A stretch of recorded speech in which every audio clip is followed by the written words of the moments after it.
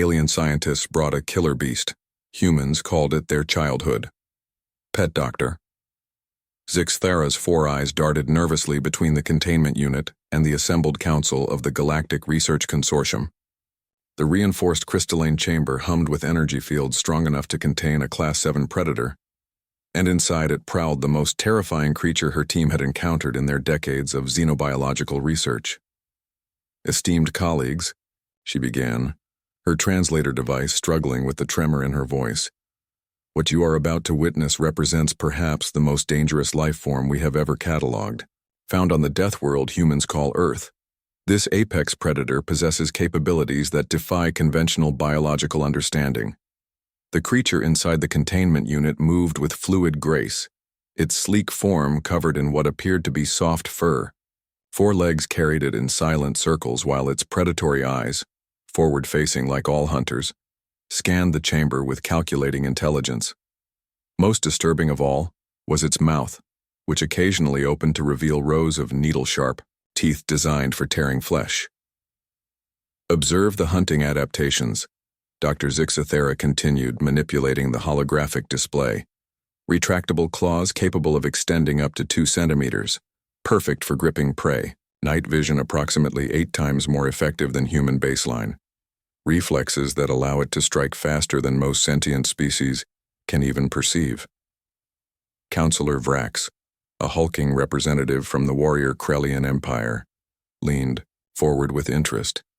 Even his battle-hardened species regarded Earth's predators with respectful wariness. "What do humans call this killer?" "The translation is difficult to believe," Dr. Zixthera admitted. "They refer to it as a cat. More specifically, this specimen is designated as a house cat, or domestic cat." A ripple of confusion passed through the assembled scientists. The Altarian delegates' tentacles writhed in bewilderment. "Domestic? They keep these creatures in their dwellings?" "Not only that," Dr. Zixthera's voice rose with each revelation, "but humans voluntarily share their sleeping spaces with these predators. They allow the creatures to rest on their beds, even on their bodies while they sleep, placing themselves in the most vulnerable position possible with a natural-born killer." She activated another hologram, showing data from their covert Earth observations. "This particular specimen demonstrates a hunting success rate of 97% when stalking small prey. In one documented case, a single individual of this species eliminated over 300 rodent pests in a year. They are, by every metric we possess, perfect killing machines." The room fell silent, except for the soft humming of the containment field. Then, unexpectedly, the chamber's communication system crackled to life. Excuse me," came a distinctly human voice, "but I think there's been some kind of misunderstanding." Dr. Zixthera spun toward the source of the voice. Through the transparent aluminum viewing wall, she could see a human female in a maintenance uniform. The human had somehow bypassed 3 levels of security to reach the observation deck. "How did you?" the doctor began. "I'm Sarah Chen, part of the Cultural Exchange Program," the human interrupted, seemingly unconcerned by the room full of alien dignitaries. "I couldn't help but overhear, and I think you might be a little confused about Mittens there." "Mittens?" Counselor Vrax rumbled, his translation device apparently struggling with the concept. Sarah approached the containment unit with casual confidence that made several aliens step back in alarm. "Yeah, that's what I'd call her. Look at those little white paws." She tapped the containment field gently. "Hey there, sweetie. You doing okay in there?"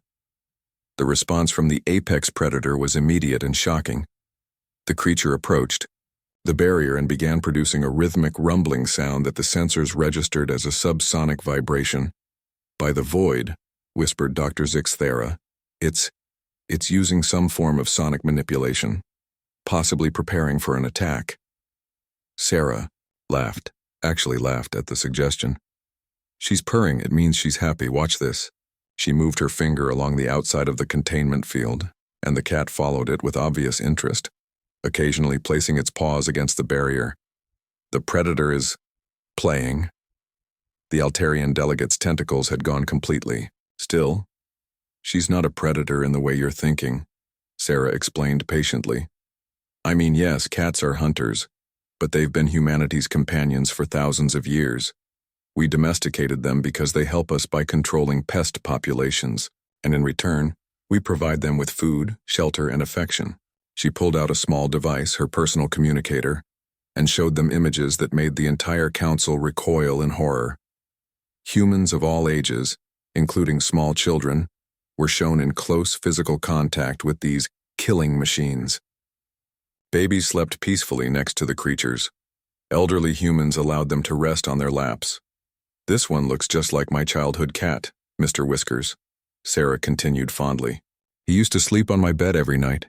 Great at catching mice, but mostly he just wanted to be petted and fed treats." Dr. Zixthera's worldview was crumbling. But the claws, the teeth, the predatory instincts. "Oh, cats definitely have hunting instincts," Sarah agreed. "But they also have capacity for affection, loyalty, and companionship. The purring you heard? That's how they show contentment and comfort. Many humans find it soothing." Counselor Vrax spoke slowly as if trying to process an impossible concept. "You are saying that humans domesticated apex predators for companionship? Cats, dogs, horses, even some humans keep reptiles and bird," Sarah shrugged. "We don't see them as killers to be feared. We see them as friends, family members, companions. The relationship is built on mutual benefit and, honestly, love."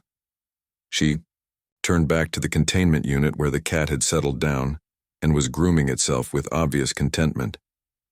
"The really funny thing is, you probably went to a lot of trouble to capture her, when most humans would have just asked.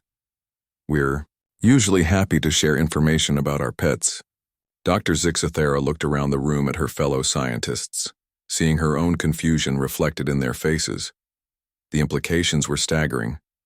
Humans didn't just survive on a death world filled with predators. They had somehow convinced the predators to live with them willingly. "Dr. Chen," she said finally, "would it be possible to interview humans about their relationships with these creatures? For research purposes?" Sarah grinned. "Sure, though you might want to start by letting Mittens out of there. She's probably getting hungry, and a cranky cat is nobody's friend." As the containment field powered down and Sarah carefully lifted the cat, who immediately began purring louder, the assembled alien scientists realized they weren't just studying Earth's fauna.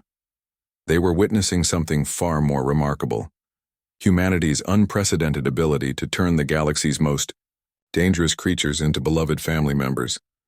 And somehow, that was the most terrifying and wonderful discovery of all.